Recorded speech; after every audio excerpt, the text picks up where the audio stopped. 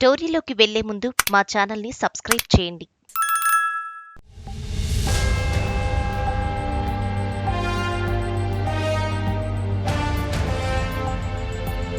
ఆంధ్రప్రదేశ్లో వచ్చే ఎన్నికల్లో మరోసారి గెలుపొందడమే లక్ష్యంగా సిట్టింగ్ ఎమ్మెల్యేలు, ఎంపీల స్థానాల్లో వైసీపీ అధినేత వైఎస్ జగన్ మార్పులు చేర్పులు చేస్తున్న సంగతి తెలిసిందే.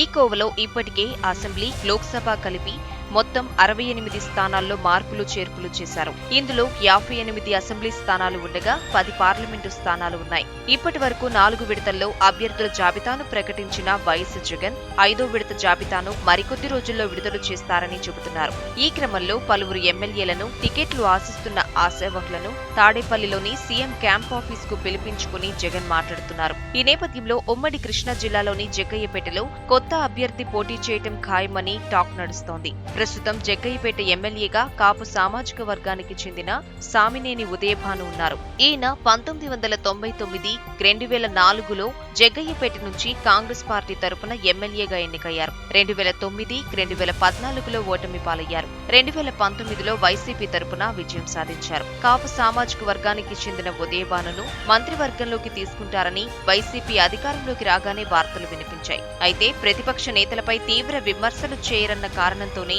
ఆయనను వైఎస్ జగన్ పక్కన పెట్టినట్లు అప్పట్లో వార్తలు వచ్చాయి. రెండోసారి మంత్రివర్గ విస్తరణ అప్పుడు కూడా ఇదే కారణంతో ఉదయభానుకు మంత్రి పదవి దక్కలేదని టాక్ నడిచింది. కాపుల్లో ఆయన కంటే చాలా జూనియర్లకు తొలిసారి ఎమ్మెల్యేగా గెలిచిన వారికి కూడా జగన్ మంత్రులుగా ఛాన్స్ ఇచ్చినా ఉదయభానును మాత్రం పరిగణలోకి తీసుకోలేదు. ఇక ఇప్పుడు ఎమ్మెల్యే అభ్యర్థిగా కూడా పక్కన పెట్టొచ్చని గట్టిగా ప్రచారం జరుగుతోంది. జగ్గయ్యపేట నుంచి కమ్మ సామాజిక వర్గానికి చెందిన వాసిరెడ్డి పద్మను బరిలోకి దింపుతారని టాక్ నడుస్తోంది. ప్రస్తుతం వాసిరెడ్డి పద్మ ఏపీ మహిళా కమిషన్ చైర్పర్సన్ గా ఉన్నారు. వైఎస్ జగన్ తాజాగా వాసిరెడ్డి పద్మను కూడా తాడేపల్లిలోని సీఎం క్యాంప్ ఆఫీస్ కు పిలిపించి మాట్లాడారు.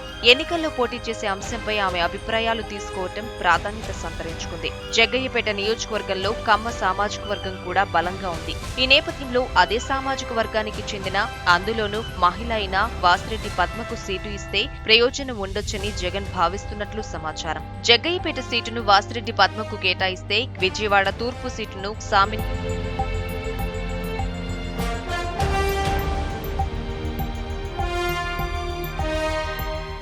ఈ వీడియో నచ్చినట్లయితే లైక్ చేయండి, సబ్స్క్రైబ్ చేయండి.